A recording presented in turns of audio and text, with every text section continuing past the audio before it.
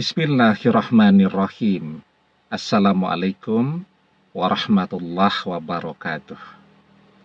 Bapak-bapak, ibu-ibu, mas-mas, mbak-mbak, khususnya adik-adikku sekalian yang dirahmati Allah dimanapun Anda berada.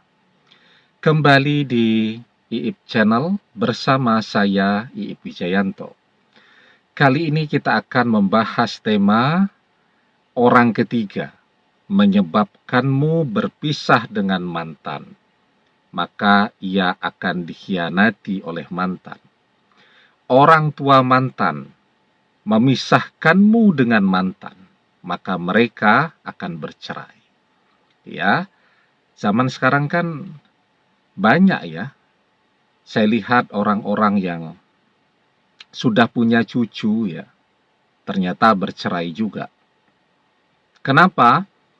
Suaminya misal berpaling, jatuh cinta kepada wanita yang lebih muda dan seterusnya. Nah, jadi ya, ketika orang memisahkan orang lain dan perpisahan itu menyebabkan kesusahan.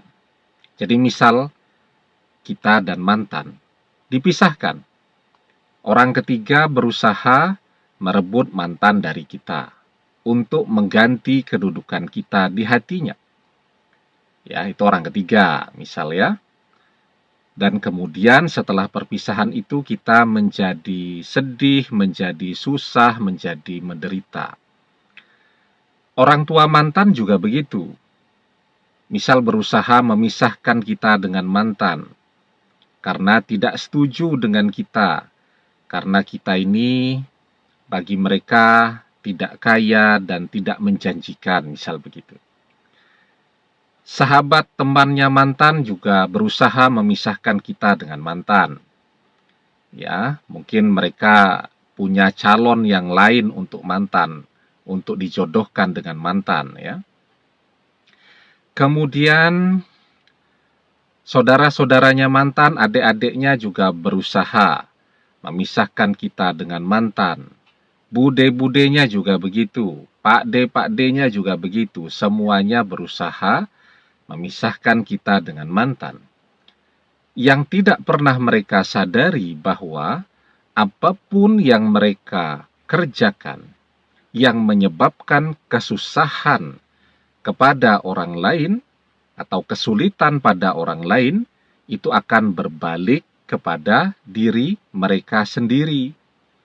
Misal orang ketiga nih, ya, yang menyebabkan mantan mengkhianati kita, maka orang ketiga juga akan dikhianati oleh mantan. Akan merasakan itu. Orang tuanya mantan memisahkan kita dengan mantan, kita jadi sedih, bahkan stres dan seterusnya. Itu akan berbalik tuh kepada orang tuanya mantan. Mereka akan merasakan perpisahan juga. Apakah orang tuanya mantan akan bercerai, ya? Atau mungkin dia harus melihat anak-anaknya yang lain, anak menantu kebanggaannya yang sudah menikah, misal kakak-kakaknya mantan, atau saudara-saudaranya mantan bercerai. Ya, itu kan kalau sudah memasuki usia tua ya, sudah 50 tahunan, kan orang senang-senangnya untuk apa tuh, menimang cucu ya, istirahat, mengerjakan berbagai hobi dan seterusnya. Itu harus melihat anak-anaknya bertengkar, melihat anak menantu, apalagi anak menantu kebanggaan sampai bercerai. Wah, itu stresnya luar biasa.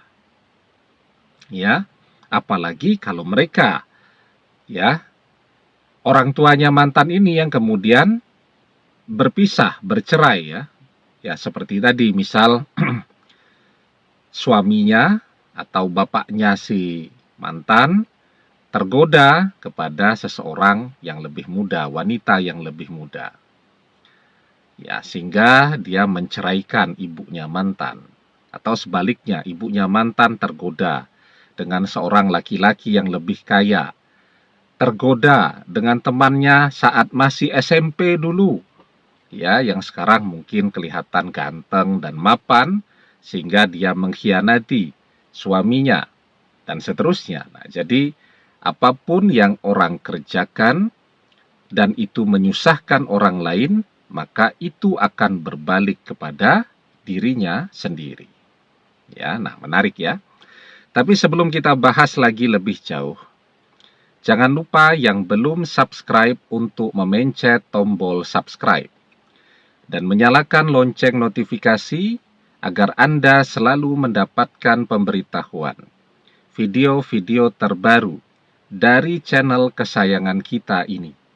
Dengan subscribe, doa-doa kita selalu terhubung sehingga kita selalu bisa berdoa bersama-sama ya. Nah, jadi memang kalau orang ingin hidupnya adem, ayem, tentram dan seterusnya, maka yang paling penting ya, jangan sampai apapun yang kita kerjakan itu menyusahkan orang lain. Ya, apalagi seperti teman-teman, sahabat-sahabatnya mantan tuh. Ya, ya kalau mereka ingin hidupnya nyaman, tenang, ya sudah, ya tidak usah ikut campur terlalu jauh tuh dalam kehidupan mantan ini, walaupun ini sahabatnya. Ya, kenapa? Karena dengan dia ikut campur terlalu jauh dan kemudian sampai karena mereka manas-manasi itu mantan sampai berpisah dengan kita dan kita merasa susah, kita merasa menderita. Nah, maka apa yang mereka kerjakan itu akan berbalik kepada diri mereka sendiri. Ya, kan mereka ikut campur ya antara kita dan mantan, sebenarnya keuntungannya apa untuk mereka? Kecuali tadi ya, kalau mereka memang punya calon ya, ada teman mereka atau saudara mereka yang pengen mereka jodohkan dengan mantan. Tetapi itu kan sebuah kezoliman. Jadi sebuah kezoliman itu, yang pertama, kezoliman itu akan berbalik secara otomatis kepada mereka yang mengerjakannya. Maka di dalam sebuah hadis kita diajarkan, man dorro dorrohullah wa man syaqqa syaqallahu alaihi. Barang siapa membahayakan orang lain, maka Allah akan membalas bahaya kepadanya. Dan barang siapa menyusahkan atau menyulitkan orang lain, maka Allah akan menyulitkannya. Ya. Nah, jadi itu akan berbalik otomatis. Ketika misal tadi teman sahabatnya mantan berusaha untuk memisahkan kita dengan mantan. Mantan dipanas-panasi terus setiap hari untuk berpisah dengan kita. Nah, maka itu akan berbalik secara otomatis kepada mereka sendiri. Mereka berusaha menyusahkan kita. Maka kesusahan itu justru akan mereka rasakan sendiri. Mereka juga akan berpisah dengan pasangan mereka masing-masing. Ya. Kemudian ya, yang kedua, mereka sudah mengundang doa-doa yang buruk untuk diri mereka sendiri, karena orang yang terzolimi, dia diperbolehkan berdoa apa saja. Ya, misal teman-teman, sahabatnya mantan atau orang tuanya mantan berusaha memisahkan itu ya. Kemudian kita merasa susah dan kita berdoa agar mereka juga merasakan perpisahan.